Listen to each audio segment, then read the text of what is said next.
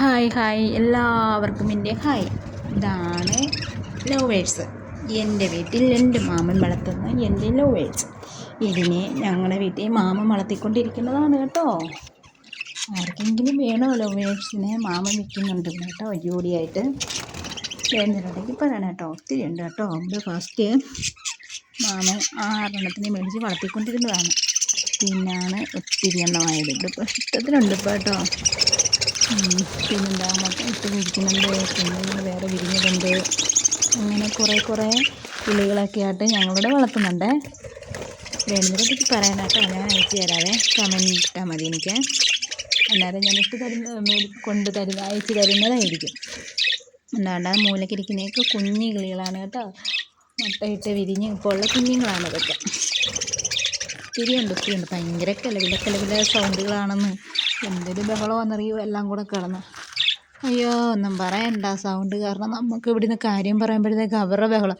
നമ്മളൊന്ന് ഉറങ്ങാൻ കിടക്കുമോ, ഒന്ന് തലവേദന എടുത്തൊന്ന് കിടക്കാമെങ്കിൽ കാണാം കിളികളെന്നും പറഞ്ഞ് തുടങ്ങും.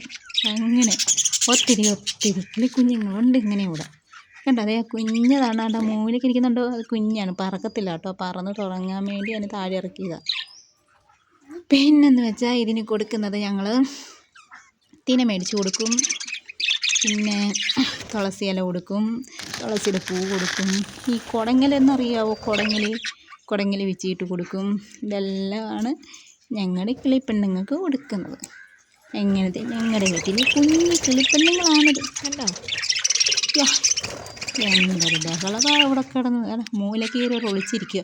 വലിയ കിളികൾ അതിനെ കൊത്തും കേട്ടോ, അതിന് പേടിച്ച് കൊണ്ടിരിക്കും. ആ ഡപ്പയുണ്ടല്ലോ, അതിനകത്താണ് വെള്ളം ഒഴിച്ച് വെച്ച് കൊടുക്കുന്നത്. അവരിഷ്ടത്തിന് വെള്ളവും കുടിക്കും, കുളിക്കും, നനയ്ക്കും, എല്ലാം ചെയ്യുന്ന കിളികൾ. പിന്നെ ഇതാണ് ഞങ്ങളുടെ താറാം പെണ്ണുങ്ങൾ. താറാവേ കണ്ട, ഞങ്ങൾ താറാംകൂട്ടത്തിന് 10 പേരുണ്ട് ഇവിടെ കേട്ടോ. 10 പേര് മുട്ടയിടും. ചിലതൊക്കെ കോഴിയുണ്ട് കേട്ടോ. കോഴിയൊന്നും പിടിച്ചില്ല.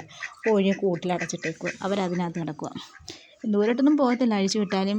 പട്ടി ശല്യം ഉണ്ട്, പക്ഷേ പട്ടികളൊന്നും പിടിക്കത്തില്ല കേട്ടോ. ഇതിനെയൊക്കെ നോക്കിക്കോളും വന്ന്, അല്ലാതെ വലിയ കുഴപ്പമില്ല, കൂടെ നിന്നോളും. പിന്നെ ഇവർക്ക് എപ്പോഴും വെള്ളം വേണം. എൻ്റെ പൈപ്പിൻ്റെ ചവിട്ട് അതിനാണ് നിൽക്കുന്നത്. വെള്ളം തുറന്ന് വിട്ട്, ചൂടല്ലേ, ചൂട് കാരണം താറാവിനും വയ്യാന്ന് തോന്നുന്നു കേട്ടോ. ചൂടുകൊണ്ട് വെള്ളം നിറച്ച് വെച്ചിട്ടുണ്ട്. പിന്നെ ഈ പൈപ്പിൻ്റെ ചവിട്ട് വന്നങ്ങ് ഇരുന്നോളും.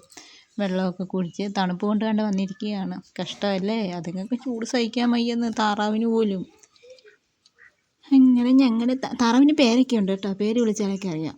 ഈ താറാവിനെ എൻ്റെ നാത്തൂൻ്റെ വീട്ടിൽ നിന്ന് ഞങ്ങൾക്ക് തന്നു. ഞാനും ചേട്ടനും കൂടി കൊണ്ടുവന്ന് ഇവിടെ എൻ്റെ വീട്ടിൽ കൊണ്ടു കൊടുത്തു. ഇവരെ അങ്ങനെ മാമൻ വളർത്തുന്നു.